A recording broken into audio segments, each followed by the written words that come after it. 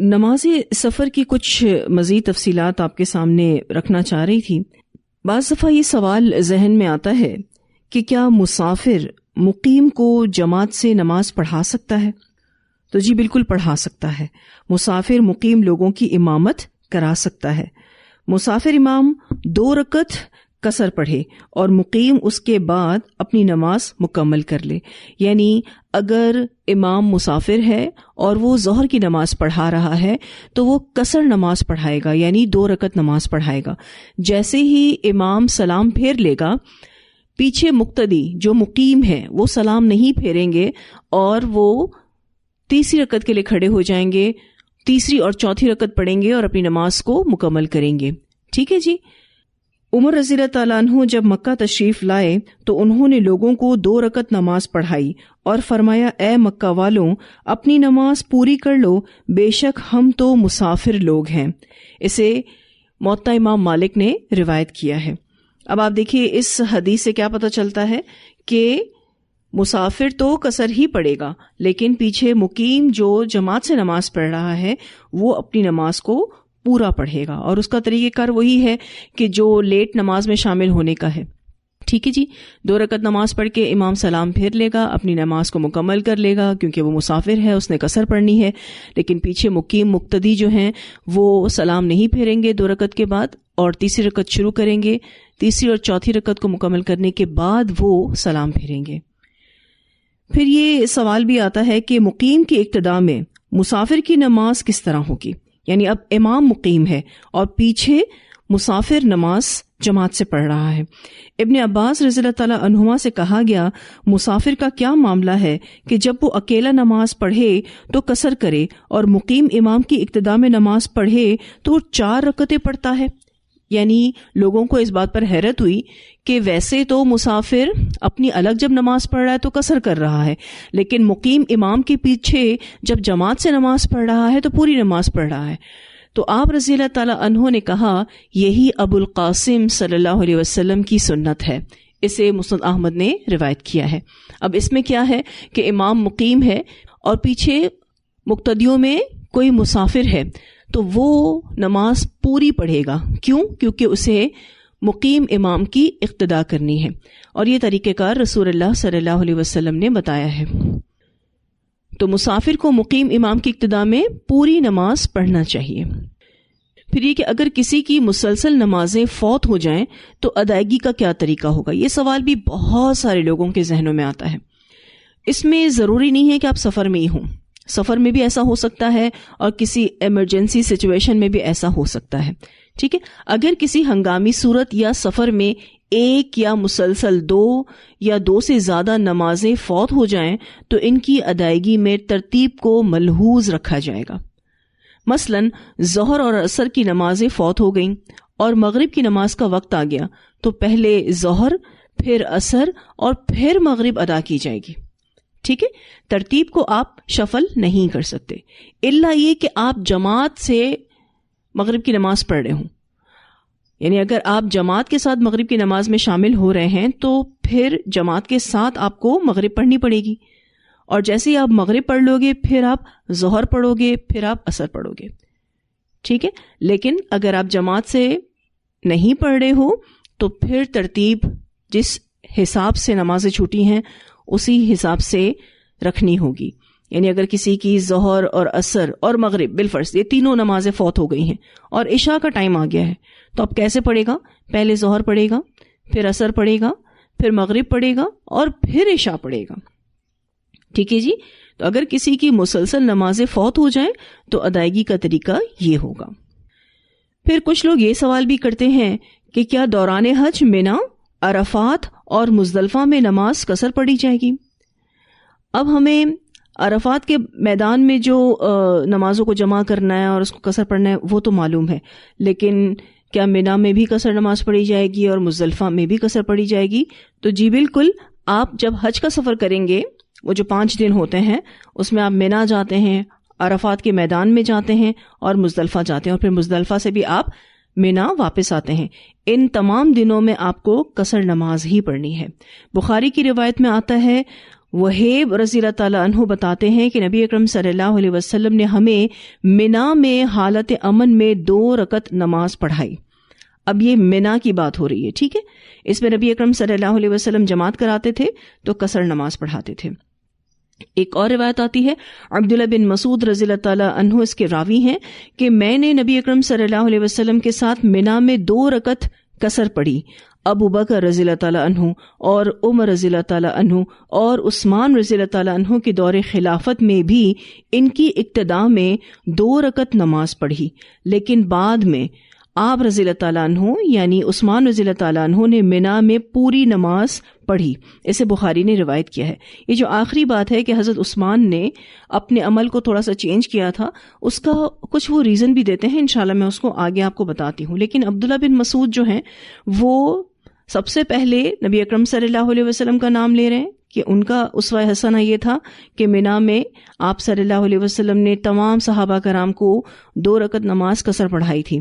پھر ابو بکر نے بھی ایسا ہی کیا, پھر عمر فاروق رضی اللہ تعالیٰ عنہ نے بھی ایسا ہی کیا, اور عثمان رضی اللہ تعالیٰ عنہ نے بھی ایسا ہی کیا تھا. لیکن پھر بعد میں ایسا ہوا تھا کہ عثمان رضی اللہ تعالیٰ عنہ نے اپنے دور خلافت میں منا میں پوری نماز پڑھی تھی. اچھا ہے یہ بخاری کی روایت, ٹھیک ہے. ابراہیم نخعی کہتے ہیں کہ میں نے عبد الرحمن بن یزید سے سنا کہ ہمیں عثمان رضی اللہ تعالیٰ عنہ نے منا میں 4 رکعت نماز پڑھائی, یعنی پوری نماز پڑھائی.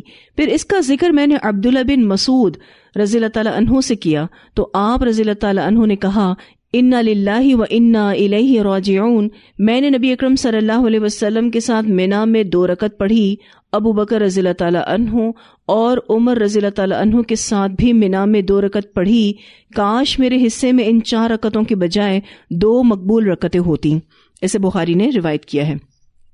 اب یہ جو آخری سٹیٹمنٹ ہے کہ کاش میرے حصے میں ان 4 رکعتوں کے بجائے 2 مقبول رکعتیں ہوتی, اس سے مراد یہ ہے کہ عبداللہ بن مسعود نے منا میں 4 رکعت یعنی پوری نماز پڑھنے کو اچھا نہیں جانا اور عثمان رضی اللہ تعالیٰ عنہ کے 4 رکعت پڑھانے پر اظہار افسوس کیا. ٹھیک ہے. اب ریزن آگے انشاءاللہ آپ کو بتاتی ہوں کہ کیوں حضرت عثمان نے ایسا کیا. اس سے پہلے ایک اور روایت آتی ہے بخاری اور مسلم کی, اور یہ روایت موطا امام مالک میں بھی آتی ہے, جس میں حضرت عائشہ کا عمل ملتا ہے. عروہ سے روایت ہے کہ عائشہ رضی اللہ تعالی عنہا نے کہا پہلے نماز 2 رکعت فرض ہوئی, بعد میں سفر نماز اپنی حالت پر رہی اور حضر کی نماز پوری کر دی گئی. اچھا یہ حدیث آپ کو یاد ہوگی, میں نے آپ کو پہلے بھی بتائی تھی. زہری راوی کہتے ہیں کہ میں نے عروہ سے پوچھا کہ عائشہ رضی اللہ تعالی عنہا نے خود کیوں سفر حج میں پوری نماز پڑھی تھی, یعنی حضرت عائشہ نے بھی پوری نماز پڑھی تھی. انہوں نے جواب دیا کہ عثمان رضی اللہ تعالی عنہ نے جو اس کی تعویل کی تھی وہی عائشہ رضی اللہ تعالی عنہا نے کی. اب بخاری میں حضرت عثمان کا وہ ریزن بھی آتا ہے کہ جو انہوں نے دیا تھا. عثمان رضی اللہ تعالیٰ عنہ نے اپنی خلافت کے دوران منا میں پوری نماز پڑھائی اور اس کی تعویل یہ کی کہ منا میں بہت سے مسلمان جمع ہیں, وہ یہ نہ سمجھ لیں کہ نماز 2 رکعت ہی ہے. ٹھیک ہے. یہ بات بخاری میں آتی ہے جیسے کہ میں نے پہلے ذکر کیا. اب حضرت عثمان نے یہ جو 4 رکعتیں پڑھائی تھیں اس کے پیچھے یہ ریزن دیا تھا کہ اتنا ہیوج کراؤڈ ہے منا میں, اگر میں 2 رکعت قصر پڑھاؤں گا تو کہیں ایسا نہ ہو لوگ سمجھیں کہ نماز کی رکعتیں ہی اتنی ہیں. ہم سب یہ جانتے ہیں کہ پرنٹنگ میڈیا بالکل بھی نہیں تھا, اسی لیے جو لوگ اعمال کرتے تھے پھر وہ ماؤتھ ٹو ماؤتھ ہی ٹرانسفر ہوتا تھا. تو حضرت عثمان کو تھوڑا خوف محسوس ہوا کہ اگر ہم اس طرح سے 2 رکعت پڑھیں گے تو لوگ یہ سمجھیں گے کہ جی نمازوں کی رکعت ہی 2 ہیں. اب حضرت عثمان کا جو یہ عمل ہے ظاہر پبلک ہوا اور بہت سارے صحابہ کرام obviously اس کو انہوں نے صحیح نہیں سمجھا, لیکن یہ حضرت عثمان رضی اللہ تعالیٰ عنہ کا اجتہاد تھا. ٹھیک ہے. اب آپ کو یہ دیکھنا ہے کہ حدیث میں آپ کو کیا ملتا ہے. ٹھیک ہے, آپ اس کو فالو کیجئے. بہت سارے لوگ کہتے ہیں کہ جی صحابہ کرام نے بھی پوری نمازیں پڑھی سفر میں اور نبی اکرم صلی اللہ علیہ وسلم نے ان کو کچھ نہیں کہا. تو ایسی کوئی بات نہیں ہے. تمام صحابہ کرام نبی اکرم صلی اللہ علیہ وسلم کو 100% فالو کرنے کی کوشش کرتے تھے. الحمدللہ وہ ایسے لوگ تھے جو عدول تھے, ان پر تو کوئی جرح نہیں ہے. ٹھیک ہے. تو اس صورتحال میں یہ کہنا کہ جی کچھ صحابہ کرام تو سفر میں بھی پوری نماز پڑھتے تھے اور آپ صلی اللہ علیہ وسلم نے ان کو کچھ نہیں کہا، تو ایسی کوئی بات نہیں ہے. ہاں البتہ حضرت عثمان اور حضرت عائشہ ان دونوں کا عمل ملتا ہے اور اس کے پیچھے یہ ریزن تھا. ٹھیک ہے جی.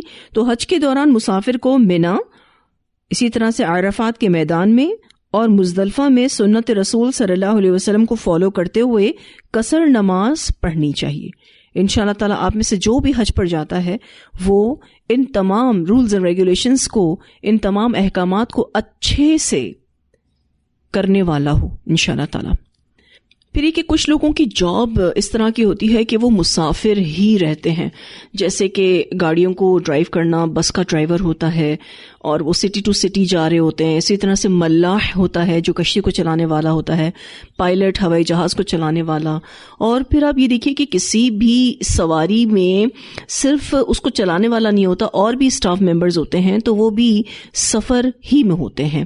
یعنی ایسا سفر جو سٹی ٹو سٹی ہو رہا ہے، یا ایک گاؤں سے دوسرے گاؤں ہو رہا ہے، یا ایک بستی سے دوسرے بستی کی طرف ہو رہا ہے. ٹھیک ہے. اب کسی بھی سواری کو چلانے والے اور اس سواری کے تمام اسٹاف ممبرز کے دوران سفر نماز کا کیا حکم ہوگا؟ یہ تمام لوگ روز سفر کرتے ہیں اور یہ ان کا پیشہ ہے، جاب ہے، لیکن وہ سب مسافر ہیں. کس اعتبار سے؟ اچھا شہر کے اندر اگر کوئی بس ڈرائیور ہے تو وہ نہیں، لیکن ایسا بس ڈرائیور جو ایک سٹی یعنی کراچی سے لاہور جا رہا ہے یا ملتان جا رہا ہے. ٹھیک ہے. اسی طرح سے ٹرین کو چلانے والا، اسی طرح سے کشتی کو چلانے والا، یعنی اس میں اس بات کا آپ کو دھیان رکھنا ہے کہ وہ شہر یا بستی چینج ہو رہی ہے. ٹھیک ہے. تو وہ سب مسافر ہیں، اس لیے دوران سفر وہ نماز کو قصر ہی کریں گے. ٹھیک ہے جی. جو پائلٹ ہوتے ہیں، اسی طرح سے کرو ہوتا ہے، ہوائی جہاز میں کرو بھی ہوتا ہے، وہ بھی ٹریولنگ میں ہوتا ہے، تو وہ سب جو ہیں وہ نماز کو قصر کر کے ہی پڑھیں گے. پھر اسی طرح سے ایک اور سوال لوگوں کے ذہن میں آتا ہے کہ کچھ امپلائیز ہوتے ہیں یعنی ملازم، اور کچھ اسٹوڈنٹس ہوتے ہیں یعنی طالب علم، اگر وہ اپنی بستی یا شہر سے نکل جاتے ہیں تو نماز کا کیا حکم ہے؟ تو کیا وہ قصر نماز پڑھے گا؟ یعنی اگر کوئی ایسا امپلائی ہے، ایسا ملازم ہے جو اپنی بستی سے نکل کر دوسری بستی میں جا کر جاب کرتا ہے، اپنے شہر سے نکل کر دوسرے شہر میں جا کر جاب کرتا ہے.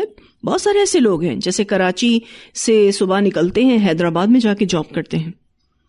ٹھیک ہے. اسی طرح سے بہت سارے اسٹوڈنٹس بھی ایسے ہوتے ہیں کہ جو ایک شہر کو چھوڑ کر دوسرے شہر میں جا کر تعلیم حاصل کرتے ہیں. تو پھر کیا وہ قصر نماز پڑھیں گے؟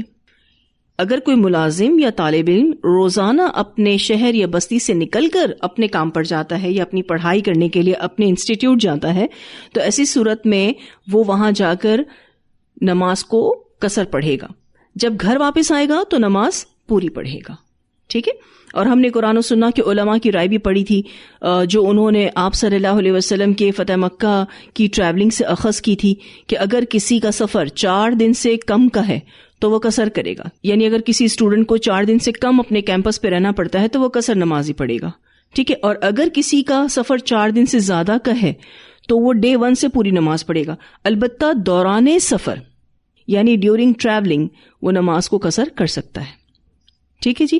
تو واضح ہے یہ بات کہ اگر کسی کی جاب آؤٹ آف سٹی ہے اور اگر کسی اسٹوڈنٹ کا کیمپس آؤٹ آف سٹی ہے تو وہاں جا کر بھی قصر نماز پڑھے گا، ڈیورنگ ٹریولنگ بھی قصر نماز پڑھ سکتا ہے. اور اگر اس کی ٹریولنگ 4 دن سے کم کی ہے تو پھر وہ کنٹینیوسلی سارے دن ہی قصر نماز پڑھے، اور جب وہ واپس آئے گا اپنے گھر پر تو پوری نماز پڑھے گا. لیکن اگر اس کی ٹریولنگ 4 دن سے زیادہ کی ہے تو پھر اس صورتحال میں وہ ڈے 1 سے ہی اپنی ڈیسٹینیشن پر پہنچ کر پوری نماز پڑھے گا. ٹھیک ہے.